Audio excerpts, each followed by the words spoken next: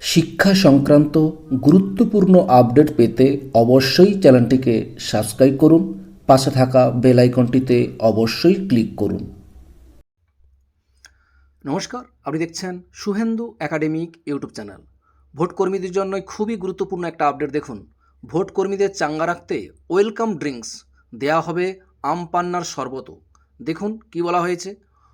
প্রায় প্রতিদিনই লাফিয়ে লাফিয়ে চড়ছে ভারত। তীব্র তাপপ্রবাহের কলকাতা সহ সমগ্র দক্ষিণবঙ্গে গরমে পড়ছে উত্তরবঙ্গের একাধিক জেলাও। দাবদাহ থেকে কবে মুক্তি মিলবে তা স্পষ্ট নয় হাওয়া অফিসের কাছেও। এরই মাঝে ভোট চলছে। তৃতীয় দফা থেকে ভোট শুরু হচ্ছে দক্ষিণবঙ্গে, যেখানে কোথাও তাপমাত্রা 43, কোথাও 44।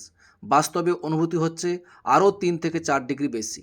হাওয়া অফিসের রিপোর্ট অনুযায়ী তাপপ্রবাহের নিরিখে রাজস্থানের জয়পুরকেও পিছনে ফেলে দিয়েছে কলকাতা সহ 2 বঙ্গ।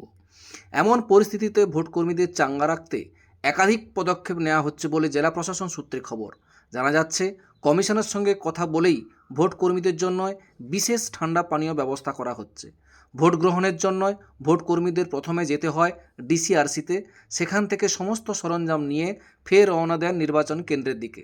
ডিসিআরসিতে ঢোকার মুখেই ভোট কর্মীদের ওয়েলকাম ড্রিঙ্কস হিসাবে দেয়া হবে আম পান্নার শরবত। কিছু জেলায় প্রশাসন আবার গ্লুকোজের ব্যবস্থা করেছে। মেদিনীপুর, হাওড়া, হুগলি সহ দক্ষিণবঙ্গের একাধিক জেলায় প্রশাসনের পক্ষ থেকে এই উদ্যোগ নেওয়া হচ্ছে বলে সূত্রের খবর। জেলা প্রশাসনের এক কর্তার কথায়, দূর দূরান্ত থেকে ভোটকর্মীরা ডিসিআরসিতে আসেন। সেখানে আম পান্নার শরবত বা এই জাতীয় ঠান্ডা পানীয় পেলে তাদের শরীরটা চাঙ্গা হয়ে উঠবে, তাই এই বিশেষ ব্যবস্থা। আবহাওয়া দপ্তর পূর্বাভাস অনুযায়ী দাবদাহ আরও বাড়তে পারে। এদিকে এখনও 5 দফা ভোট বাকি।